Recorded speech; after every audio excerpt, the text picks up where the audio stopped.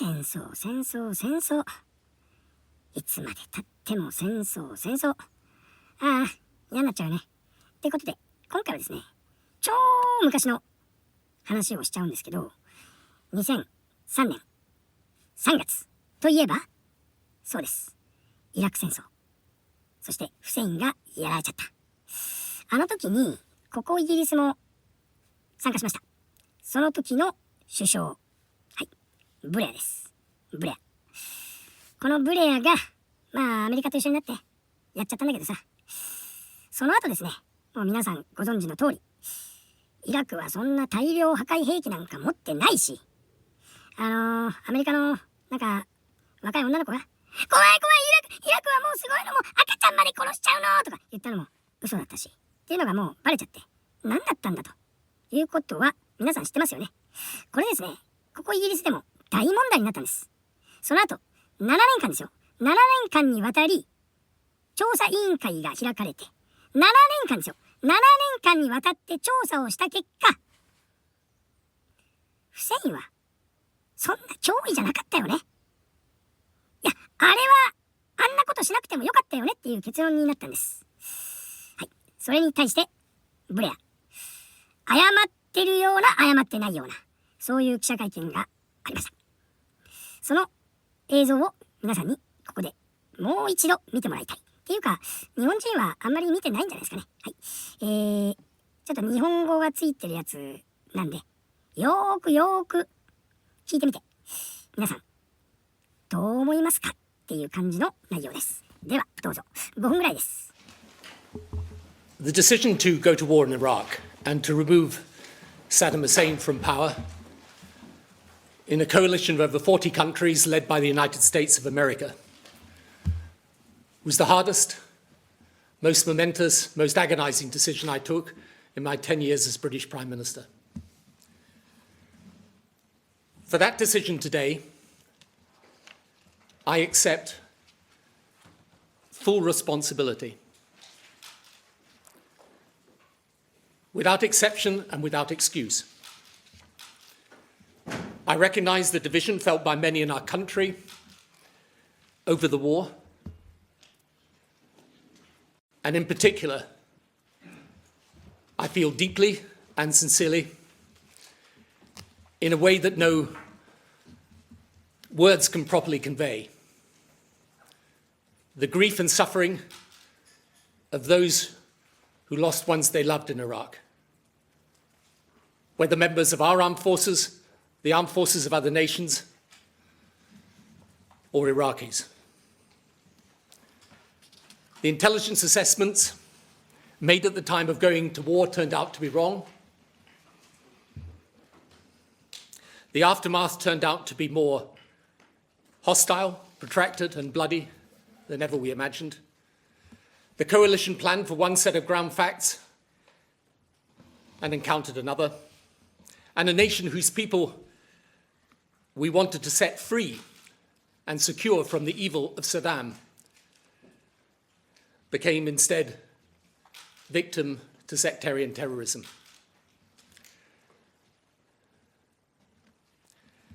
For all of this, I express more sorrow, regret, and apology than you may ever know or can believe. Only two things I cannot say. It's claimed by some that by removing Saddam we caused the terrorism today in the Middle East and that it would have been better to have left him in power. I profoundly disagree. Saddam was himself a wellspring of terror, a continuing threat to peace and to his own people.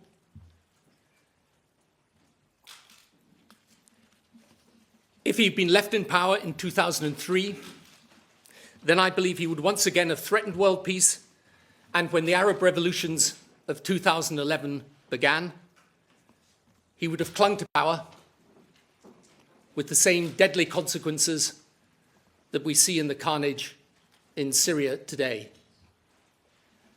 Whereas at least in Iraq, for all its challenges, We have today a government that is elected, is recognized as internationally legitimate, and is fighting terrorism with the support of the international community. The world was and is, in my judgment, a better place without Saddam Hussein. Secondly, I will never agree that those who died or were injured made their sacrifice in vain. They fought in the defining global security struggle of the 21st century against the terrorism and violence, which the world over destroys lives, divides communities, and their sacrifice should always be remembered with thanksgiving and with honor when that struggle is eventually won, as it will be. I know some of the families cannot and do not accept this is so. I know there are those who can never forget or forgive me for having taken this decision, and who think that I took it dishonestly. As the report makes clear, there were no lies. Parliament and Cabinet were not misled. There was no secret commitment to war. Intelligence was not falsified, and the decision was made in good faith. However, I accept that the report makes serious criticisms of the way decisions were taken. And again, I accept full responsibility for these points of criticism, even where I do not fully agree with them. はい、どうだったでしょうか、ブレア君ね。謝ってるんだけど謝ってないんだよね。この戦争でイギリスの軍の関係者、それから兵隊さんも含めて179人が死亡しました。ちなみにアメリカは4487人亡くなりました。でもってイラク、じゃどんだけ死んじゃったのって話なんですけど、60万とか言われてます。そりゃそうだよ、あんだけやっちゃったんだから。それでもブレアはフセインをやっつけたことは正しかったんだと言ってます。でもさ、思うんだよね。そんなにフセインがダメなんだったら、じゃあフセインだけやっつけてよ。できるでしょ。アメリカの CIA とか、イギリスの MI6 とか MI5 とか。ね。そういう人たちで、なんとかフセインだけやっつけてよ。なんで、イラク全土ボッコボッコにして、関係のない60万人死んじゃうの。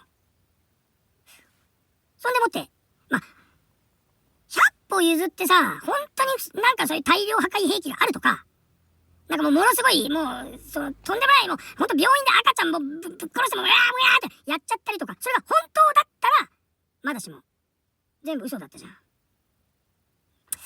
でもね、ブレアはとりあえず半分謝ってるから、いいんだけど、アメリカは、謝ったのかな、ちゃんと。そして、その時、日本も、ちょっと加勢したよね。謝ったのかな。悪うございましたって。イラクの皆さん、ごめんなさい。間違った戦争に加担しちゃったって。ということです。とにかく、やんない方がいいんだよね。今回のロシアとウクライナ。先に手を出したのはプーチンなんだけどさ。いやー、その裏っ側にいろいろあるっていうのもわかんないのかな。これも多分、20年ぐらいしたらわかるんですかね。でもその時には遅いんだけどねって感じです。なんで、今回、ブレアのこの会見の模様を皆さんに紹介したかと言いますと、実はですね、このブレア、労働党でしょ。で、今労働党が、スターマーなんで、一応イギリスの政権は労働党が取ってると。まだね、力持ってんだよ。っていうか、今超金持ちだから、こいつ。むっちゃくちゃ、もう超金持ちなのよ。